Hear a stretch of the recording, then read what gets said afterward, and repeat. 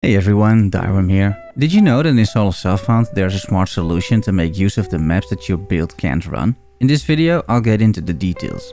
I think we've all been there. You're rolling a bunch of maps and then you corrupt a whole bunch of them because that is the smart thing to do, and inevitably some Val orbs will change the mods and make those maps unplayable for your build because they now have cannot leech or cannot regenerate or reflect. Normally, I would just vendor those maps. You might get some chisels, but in a new league you have two options, at least for these maps. One, I'm not sure is a good idea, but in Settlers of Kalgur you can have the townspeople and mercenaries, or whatever these guys are called, run maps you are queuing up in a map device. You could put maps in there that you can't run yourself. Depending a bit on how that system works, chances are your followers won't be able to properly complete them either and will die, just like you would. The second option, however, is an Atlas node called Twist of Fate, which I have been experimenting with lately and I would like to share some results. Twist of Fate is an Atlas passive skill and Atlas keystone that causes any corrupted rare map and any map crafting option to be randomized.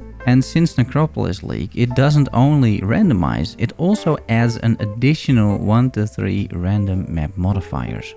Basically what happens is you put in a corrupted rare map. It only works on corrupted rare maps. So you put those maps in that you cannot run because they have reflect on it, let's say, and you choose a map device crafting option.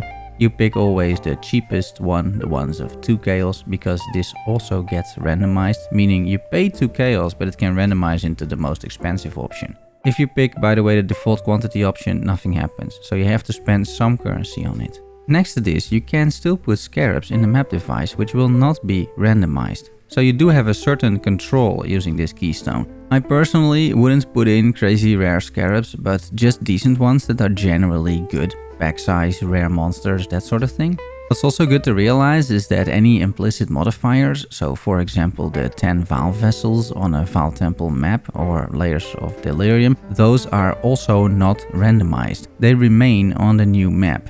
All Twist of Fate does is try to get rid of the map mods that you can't run, you would think. However, since this league it also adds, as I said, the 1 to 3 random map modifiers, and here is where it can get pretty wild. You see, how item quantity and rarity work on maps is that the more map modifiers are on there, the more item quantity, rarity and pack size. And the more of that you have, the more loot. It's pretty simple.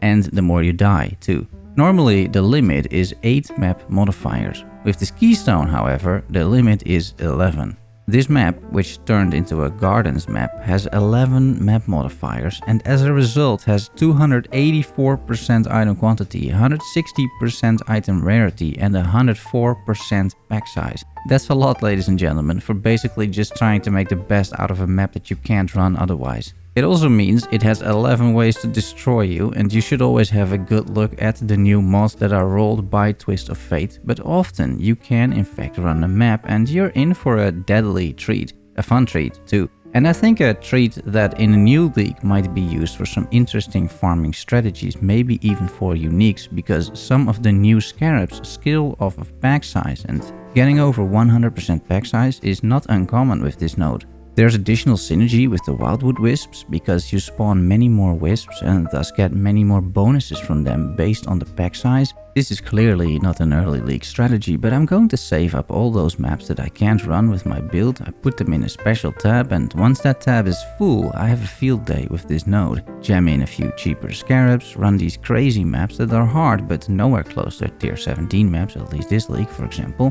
and you can have a great time. And if you and your build are up for it, I suggest you do the same. I'll put an Atlas tree in the description, which I used last league, which has a bunch of map modifiers on it, helping me reach these insane numbers. I hope you try out this keystone in due time. Let me know what you think. Also, let me know if you have any suggestions for new videos now that the league is coming up. Subscribe and like for more PoE SSF content. Thanks for watching and making it to the end. Love you all. See you soon. Bye bye.